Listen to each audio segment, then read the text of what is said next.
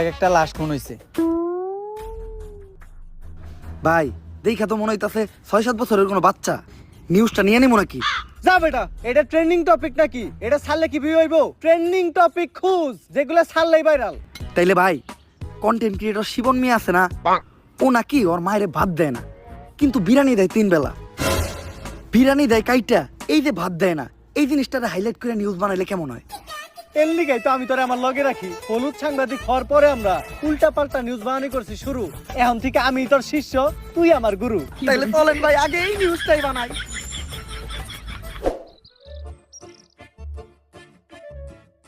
Sir sir sir দাঁড়ান, একটু দাঁড়ান। স্যার, আপনি করে দেখে মনে হইতেছে আপনারা মিডিয়ার লোক। আমার ছোট্ট একটা বোন মাদ্রাসায় পড়ে, বয়স মাত্র 13।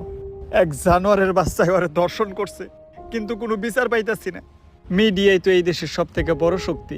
স্যার, আপনারা এই বিষয়টা নিয়ে একটা নিউজ করেন, যাতে আমি আর আমার বোন ন্যায্য বিচারটা পাই। আরে বেটা, এটা কি কোনো বিষয়? দর্শন তো এই দেশে প্রতিদিনই হয়। এটা নিয়ে নিউজ করার কি আছে? ট্রেন্ডিং কোনো বিষয় থাকলে কও, যেটা নিয়ে নিউজ করলে লাখ লাখ ভিউজ আইবো। এক কাজ করো, কেক বানাও আর নাইসে নাইসে কেক বিক্রি করো। এই নাও আমাকে কাট। যদি এটা আসলেই করো তাহলে যোগাযোগ করো, আইহানিয়া ভিডিও বানাই দিয়ে দামুনি। আর এখন আমাকে সময় একটু কম, স্বপন মিয়ার পারিবারিক বিষয়ে আঙ্গুল দিতে হইব। জান ভাই।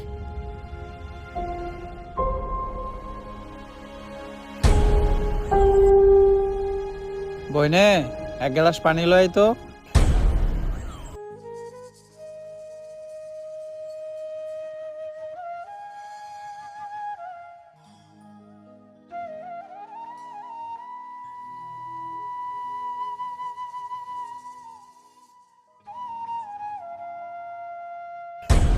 এই যে আমি আমার সব মার্বেল এনে রাখলাম, আমি যদি এই মার্বেলটা লাগাইতে পারি তাহলে তোর সব মার্বেল কিন্তু আমার। আর না লাগাইতে পারলে তোর সব মার্বেল আমার। ঠিক আছে, তুই একটু হইরা বয়। কে? তুই যদি অনেক বয়ে থাকস, আমি মার্বেল মারলে এই মার্বেলে না লাগলেও তোর মার্বেলে ঠিকই লেগে যাইব।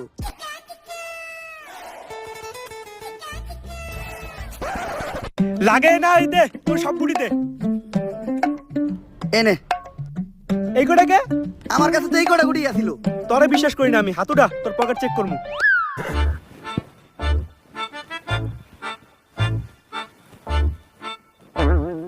কিরে তুই মিছা তো কইলি কে? এই যে বড় বড় দুটো মার্বেল তুই তোর পকেটে লুকিয়ে রাখছ। ওই দুইটা স্যার আর ভাই কর, আমার পকেট ফুটা। তুই আমার পার্সোনাল মার্বেল হাত দিছস। আরেকটা মার্বেল আছে যেটা দিয়ে আমি মারছি, ওইটার সামনে ওই করতে পড়ছে।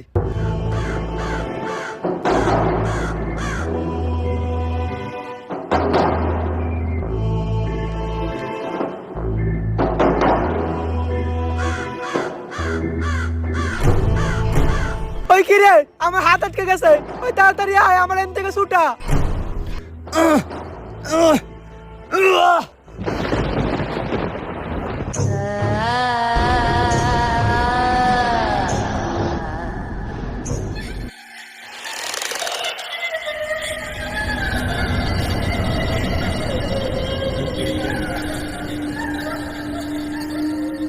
সঞ্জনা মুক্ত হয়ে গেছে, কাউরে বাঁচতে দেবো না। সবাই মরবি, তুই মরবি, তুইও মরবি, তোর নানি মরবো, আমি মরবো। সঞ্জনা কাউরে বাঁচতে দেবো না, সবাই মরবি। পালা, তাড়াতাড়ি পালা, তোরা সবাই পালা, মরবি। কে সঞ্জনা? আর কেন মারবো আমাকে সবাই? আরে ও পাগল, ওর কথায় ভয়টাই পাইস না। ভাই আর আমি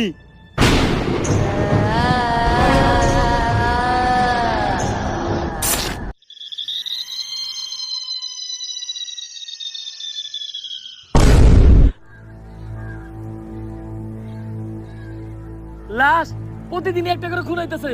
কোন দেশে সহবাস করি আমরা? এই দেশে আমাদের কোনো নিরাপত্তা নেই। পুলিশ কি করে? গত 1 মাসে 10টারও বেশি লাশ পাওয়া গেছে।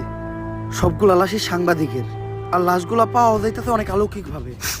আমি একটা রহস্যের গন্ধ পাইতাছি। স্যার, এটা রহস্যের গন্ধ না, এটা আমার পাদের গন্ধ। সকালবেলা মুলাতে ভাত খাইছি। আর একটা উল্টাপাল্টা কথা কইলে খেতে ফেলে পিছন মেরে দিমু, পাবলিকের সামনে মুখ দেখাইতে পারবি না। লাশটা দেখে যা বুঝতে পারলাম, এইভাবে খুন করা কোনো মানুষের পক্ষে সম্ভব না। আর খালি সাংবাদিকেরাই কেন খুন হইব? কানেকশন তো একটা আছে। এই কাজগুলো যে করতেছে ওরে পাইলে ঢুকাই দিয়ে ফুড়ে এলাম। বস, দোকানের দায়িত্ব আমারে দিন, ফুটাইন আপনি। তোর কইছি না বেশি কথা না কইতে। তুই দেখ লাশের কাছে কোনো সূত্র পাস নাকি। স্যার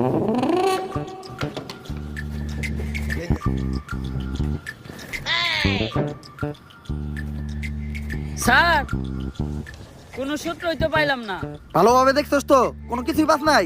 না স্যার, লাশের পকেটে 500 টাকার কোনো নোটই আসিল না। বাই কর 500 টাকা নোট বাই কর। বন্ডামি করস পাট পার খেতে ফেলায় পিছন মেরে দিমু, পাবলিকের সামনে মুখ দেখাইতে পারবি না। কি মাইরা দিতে চাইছিলি তুই এটা?